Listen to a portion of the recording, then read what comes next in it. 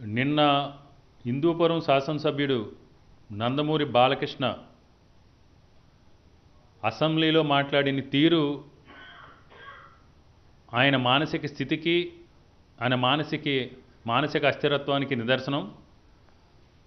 ఒక ఎమ్మెల్యేగా ఉండి ఒక ముఖ్యమంత్రికి బామ్మర్దిగా, షాడో ముఖ్యమంత్రికి మామగా ఉండి అహంకారంతో కళ్ళు నెత్తికెక్కిన విధంగా, ఏ విధంగా అయితే ఆయన విగ్గి మీద కళ్ళజోడు పెట్టుకుని గుండీలిప్పి జేబులో చేతులు పెట్టుకుని అహంకారంతో, అహంభావంతో ఒకవైపు పద్మవిభూషణ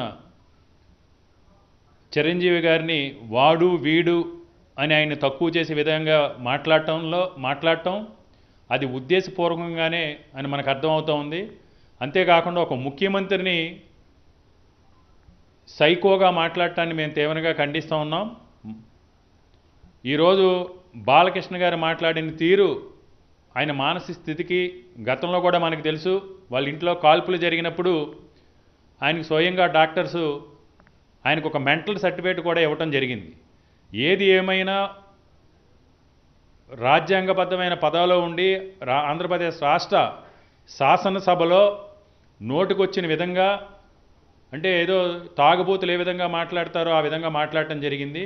అంతేకాదు ఈ మధ్యకాలంలో ఆయన చూసాం, ఒక శాసనసభ్యుడిగా ఉండి కూడా మ్యాన్సన్ హౌస్ బ్రాందీ లాంటి బ్రాండ్లకి ఈరోజు ఆయన పబ్లిసిటీ చేయటం. అంటే వీళ్ళు ఏంటంటే అహంకారంతో డబ్బు కోసం ఏదన్నా, అహంకారంతో పాటు డబ్బు కోసం ఏదన్నా చేస్తారని. ఇలాంటి శాసనసభ్యులు ఉండటం కూడా మనందరికీ కూడా దురదృష్టం. ముఖ్యంగా ఈరోజు నిన్న బాలకృష్ణ గారు అసెంబ్లీలో మాట్లాడిన మాటల్ని వెనక్కి తీసుకోవాలి. జగన్మోహన్ రెడ్డి గారికి బేషరతుగా క్షమాపణ చెప్పాలి. చిరంజీవి గారికి బేషరతుగా క్షమాపణ చెప్పాలి.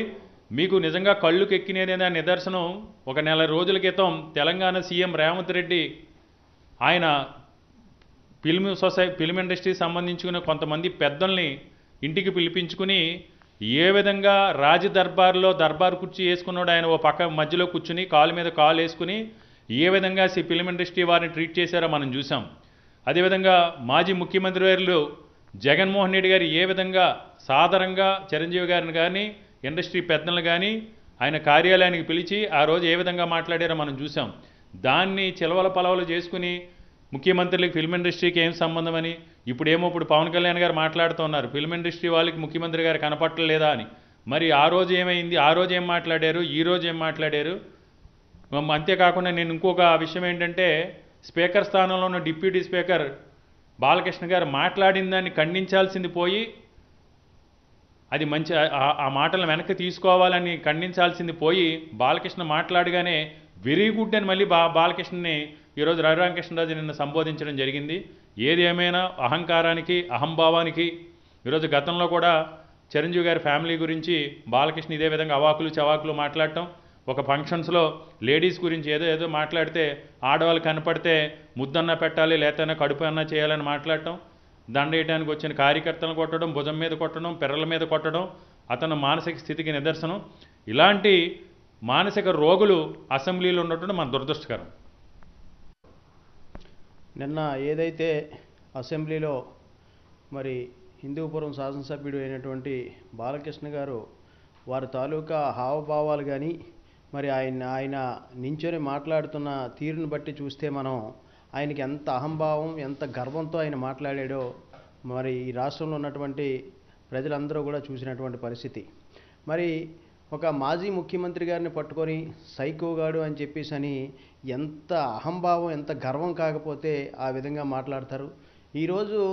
ఆ రోజు ఏదైతే సినీ ఇండస్ట్రీకి సంబంధించినటువంటి ప్రముఖులందరూ కూడా చిరంజీవి గారి నేతృత్వంలో మరి చిరంజీవి గారిని ఏ విధంగా సాదరంగా ఆహ్వానించి మీకేం కావాలి చెప్పండి అన్నా నేను చేస్తానని చెప్పేసి అని ఆయన ఎంతో గౌరవంగా వాళ్ళని సినీ ఇండస్ట్రీ ఏ రోజు కూడా వైఎస్ఆర్సీపీకి సపోర్ట్ లేకపోయినా సరే మరి చిరంజీవి గారి పెద్దలందరూ వచ్చిన తర్వాత మీకు ఏం కావాలంటే చేస్తానని ఆయన ఎంతో గౌరవంగా చెప్పినటువంటి పరిస్థితి.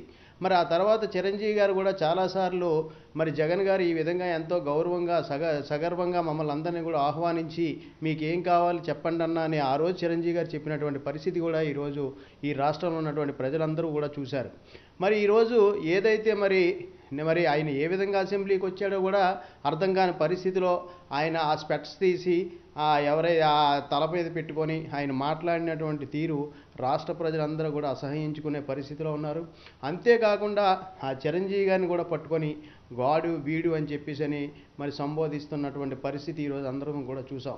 మరి రాష్ట్ర వ్యాప్తంగా కూడా ఈరోజు ప్రజలందరూ కూడా ఈ తెలుగుదేశం పార్టీ ఎవరైతే ఆ శాసనసభ్యుడు ఉన్నారో మరి ఆ అసెంబ్లీలో ఆయన మాట్లాడుతున్నప్పుడు కూడా ఆ డిప్యూటీ స్పీకర్ కానీ చంద్రబాబు నాయుడు గారు కానీ ఏమాత్రం కూడా మరి ఆయన మాటలో మరి అది సంస్కారం కాదని చెప్పేసి ఏమాత్రం కూడా మరి సమర్థించకపోగా మళ్ళీ ఆ డిప్యూటీ స్పీకర్ రఘురామకృష్ణ గారు వారిని సమర్థించేటువంటి పరిస్థితి చూస్తే నవ్వుతూ ఉన్నాడు. ఆయన అయితే అసెంబ్లీలో ఎమ్మెల్యేలు నవ్వుతా మరి ఆయన చేసినటువంటి వ్యాఖ్యల్ని మరి స్వీకరించడం అంటే ఈరోజు అసెంబ్లీ ఎటువైపు పోతుందో కూడా మరి అర్థం కాని పరిస్థితిలో ఉన్నాం.